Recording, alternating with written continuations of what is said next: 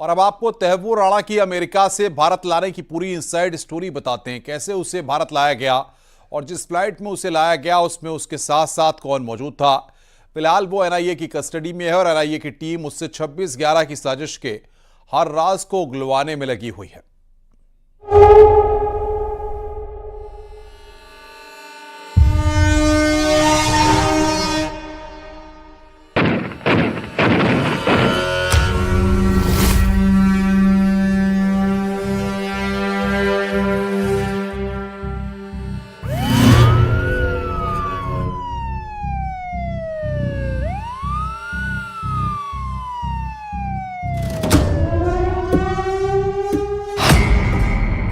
तहव्वुर राणा के प्रत्यर्पण की इनसाइड स्टोरी।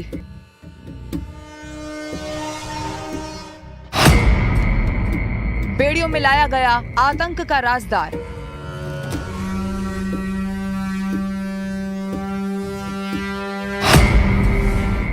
अब तक बेखौफ 26/11 का होगा पूरा हिसाब।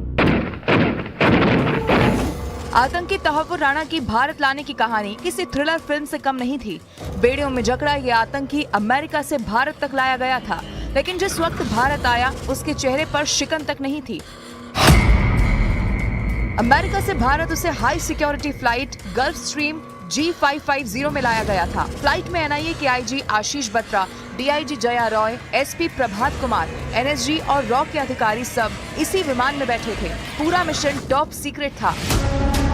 गुरुवार शाम 6:22 पर जैसे ही विमान दिल्ली के टेक्निकल एयरपोर्ट पर उतरा, तहव्वुर राणा की बेड़ियां खोल दी गई। उसे भारत लाने तक अंतर्राष्ट्रीय प्रोटोकॉल का पूरी तरह से पालन किया गया। इसके बाद शुरू हुआ उसके खिलाफ असली ऑपरेशन। तहव्वुर राणा को एयरपोर्ट से एनआईए हेडक्वार्टर लाया गया, जहां से उसे सीधे पटियाला हाउस कोर्ट में पेश किया गया। कोर्ट तक उसे कड़ी सुरक्षा के बीच लाया गया। कोर्ट लाने और ले जाने तक 530 पुलिसकर्मी और अधिकारी तैनात रहे। उसे उस वैन में ले जाया गया जिसमें सिर्फ हाई रिस्क और अति संवेदनशील आरोपियों को ही ले जाया जाता है। राणा को जिस वैन में ले जाया गया उसमें कई सेल्स थे। तहव्वुर राणा को बीच वाली सेल में स्वैट टीम और 3rd बटालियन के बीच बैठाया गया।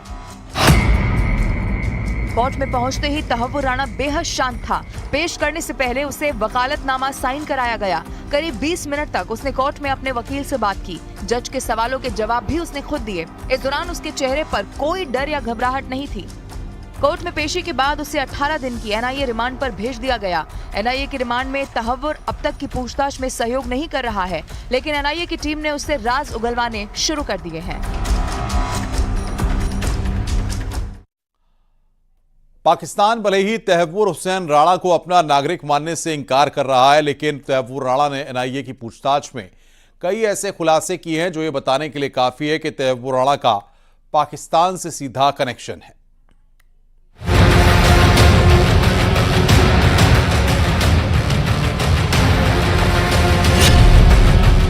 तैमूर हुसैन राणा पर बेनकाब हुआ पाकिस्तान।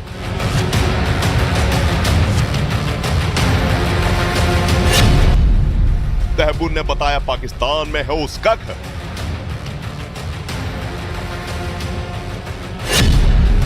तैमूर के कबूलनामे ने बढ़ाई पाकिस्तान की मुश्किलें।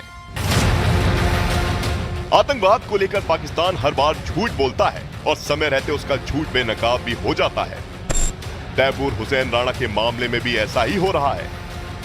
पाकिस्तान राणा को अपना नागरिक मानने से इनकार कर रहा है, लेकिन उसने जो खुलासे किए हैं वो पाकिस्तान के दावों पर भारी पड़ते दिख रहे हैं। पूछताछ के दौरान में तैमूर राणा ने इस बात को कबूला कि उसका एक भाई पत्रकार है जो उसे काफ़ी महत्वपूर्ण जानकारियां उसे मिलती थी, और इसके साथ उसने इस बात को भी कबूला कि उसे आर्मी की जो ड्रेस है वो उसे बेहद पसंद है, और कई बार वो आतंकी गतिविधियों से जुड़े अनेक मीटिंग में जब जाता था तो वो आर्मी की ड्रेस पहन करके जाता था।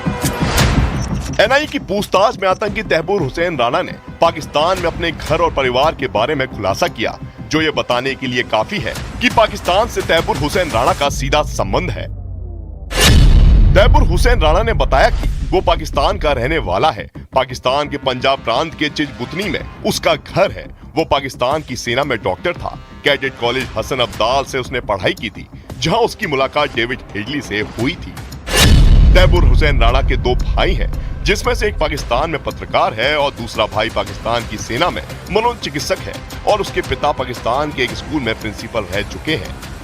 ये वो सबूत है जिनकी जानकारी खुद तैमूर हुसैन राणा ने दी। उसके साथ ही तैमूर राणा ने खुद कबूला है कि वो पाकिस्तान में मौजूद आतंकियों के कैंप में जाता था और आईएसआई अधिकारियों के साथ मीटिंग में शामिल होता था।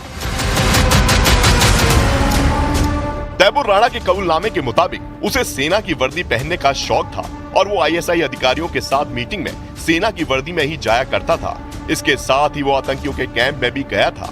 तैमूर राणा के मुताबिक वो पाकिस्तान में मौजूद लश्कर-ए-तैयबा और हरकत अल जिहाद इस्लामी के कैंप में गया था और फिर 1997 में वो अपनी पत्नी के साथ कनाडा शिफ्ट हो गया, जहां उसने इमिग्रेशन सर्विस और हलाल मीट का बिजनेस शुरू किया। तैमूर राणा फिलहाल एनआईए की रिमांड में है और पूछताछ के दौरान उससे की जाने वाली हर बातचीत को रिकॉर्ड भी किया जा रहा है।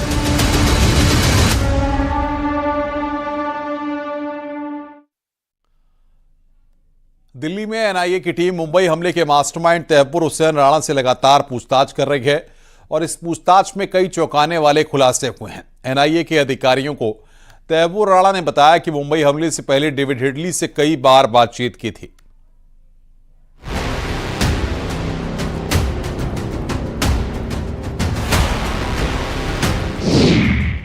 राणा उगल रहा है मुंबई हमले के राज।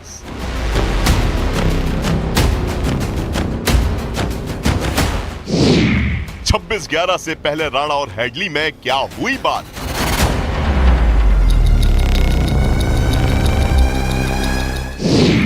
आठ रेकी और 271 कॉल, राणा ने किया बड़ा पर्दाफाश।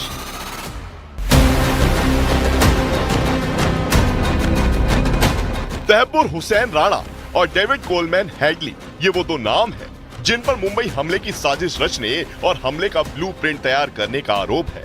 इसी मामले में 17 साल बाद तैमूर हुसैन राणा को भारत लाया गया और उससे लगातार पूछताछ की जा रही है। पूछताछ में राणा ने बताया कि मुंबई हमले से पहले हेडली से उसकी 231 बार बात हुई थी और दावा किया जा रहा है कि इसी बातचीत के दौरान मुंबई दहलाने की साजिश रची गई थी। डेविड हेडली जब पहली बार रेकी करने भारत पहुंचा तब उसने राणा से 32 बार बात की। डेविड हेडली दूसरी बार भारत आया तो उसने तैमूर राणा से 23 बार बात की। तीसरी बार रेकी के दौरान हेडली ने राणा को 40 बार फोन किया था। जब चौथी बार हेडली भारत आया तो उस दौरान राणा और हेडली के बीच बातचीत का रिकॉर्ड नहीं है। पांचवी बार हेडली जब भारत आया तब उसने तैमूर राणा से 37 बार बात की थी। छठी बार हेडली ने राणा से 33 बार बात की। सातवीं बार जब हेडली भारत आया तो उस दौरान भी राणा से बातचीत का रिकॉर्ड नहीं है। इसके बाद जब हेडली 8वीं बार भारत आया तो उस दौरान राणा के साथ 66 बार बात की और माना जा रहा है कि इसी 8वीं रेकी और 66 मिनट की बातचीत में ही मुंबई पर हमले का ब्लूप्रिंट तैयार किया गया। इतना ही नहीं, मुंबई हमले से ठीक पहले खुद तैमूर राणा भी भारत आया था। बताया जा रहा है कि 13 से 21 नवंबर 2008 के बीच तैमूर राणा भारत में था और उसने एक महिला के साथ दिल्ली हापुड़ आगरा की रेकी की थी। उस वक्त तैमूर राणा ने महिला को अपनी पत्नी बताया था, लेकिन जांच के बाद उस महिला की भूमिका संदिग्ध बताई जा रही है। जैसे जैसे मुंबई हमले की जांच आगे बढ़ रही है, तैमूर राणा से पूछताछ का सिलसिला आगे बढ़ रहा है, कई नए खुलासे हो रहे हैं।